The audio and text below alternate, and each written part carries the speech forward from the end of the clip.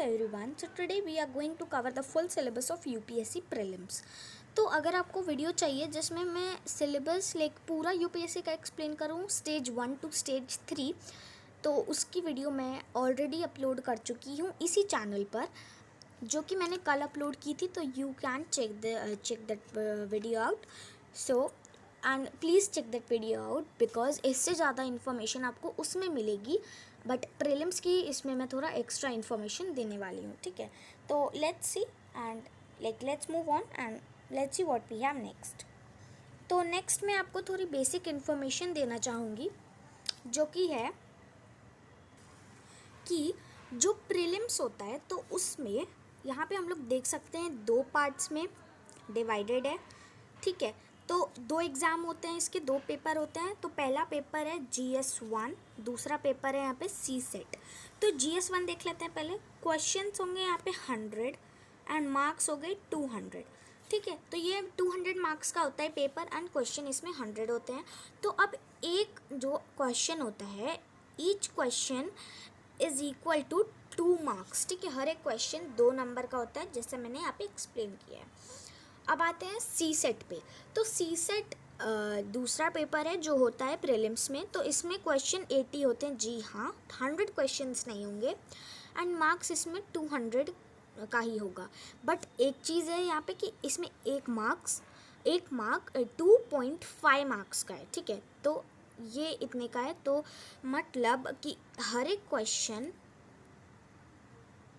ठीक है, तो मतलब each question, you know what is happening, okay, हाँ, तो each question is equal to 2.5 marks. Understood?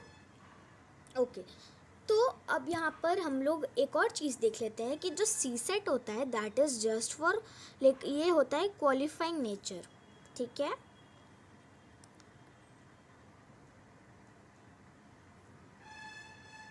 Is just as qualifying. ठीक है, it is in qualifying nature. ठीक है, एंड ये जो GS1 होता है, GS is not for qualifying. Understood. And ये जो दोनों पेपर होते हैं इनका होता है 2.5 hours ड्यूरेशन टाइम.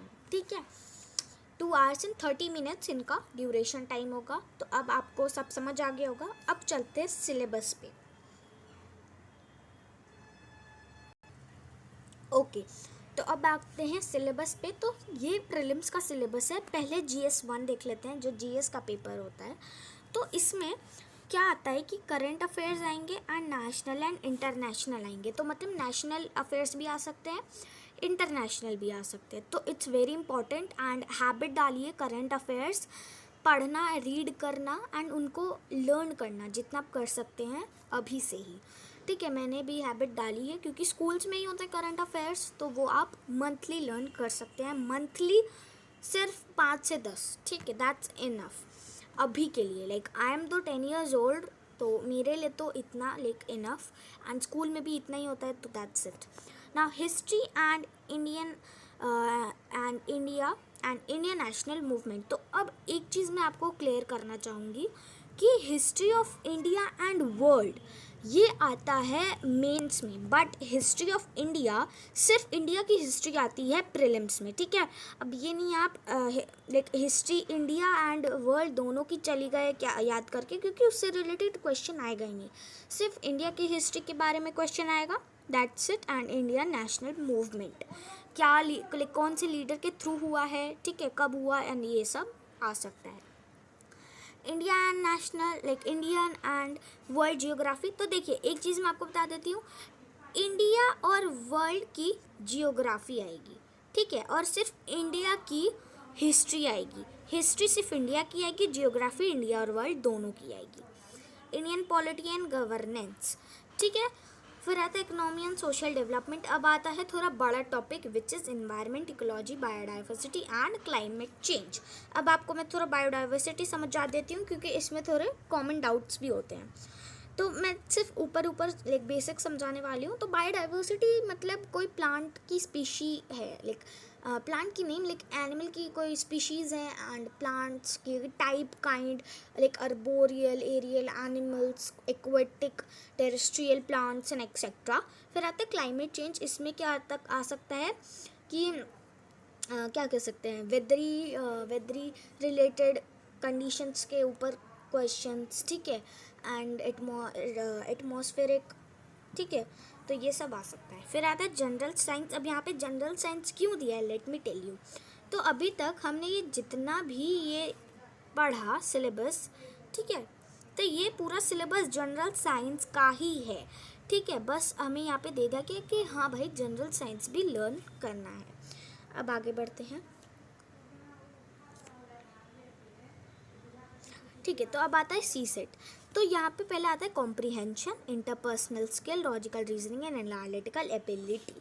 तो अब क्या होता है, लॉजिकल रीजनिंग है थोड़ा बड़ा टॉपिक, बट जितना बड़ा है उसका दुगना ये इंटरेस्टिंग है। Like believe me, like trust me, मैंने खुद लॉजिकल रीजनिंग अब लाइक एक्सप्लोर करना शुरू किया, and I am getting like ये मेरे को और इंटरेस्टिंग एंड इंटरेस्टिंग होते जा रहा है। So that's the reason you have to try new things, ठीक है। तो अब आता है decision making and problem solving. ये भी एक स्किल ही है जो कि लॉजिकल रीजनिंग में ही आती है, बट थोड़ा सा अलग है, बट थोड़ा सा, लाइक बस थोड़ा सा। फिर आता है जनरल मेंटल एबिलिटी। फिर आता है basic numeracy, number and there relation, order of magnitude etcetera of class 10th level. अब यहाँ आते हैं मैथ्स। नीचे वाला भी मैथ्स ही है, data interpretation and like world like charts, graphs, tables, data sufficiency and etcetera, ये क्लास।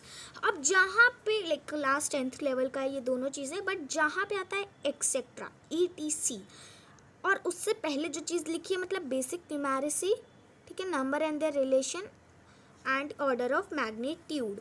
तो ये जो चीज़ है इसके बारे में अब एक्सेट्रा लिखा है, मतलब इस टॉपिक के अंदर जितनी भी चीज़ें आती हैं वही चीज़, तो उसमें एक्सेट्रा करके लिख दिया गया क्योंकि उतनी स्पेस नहीं होगी एंड उतना लिखेगा भी कौन, ठीक है।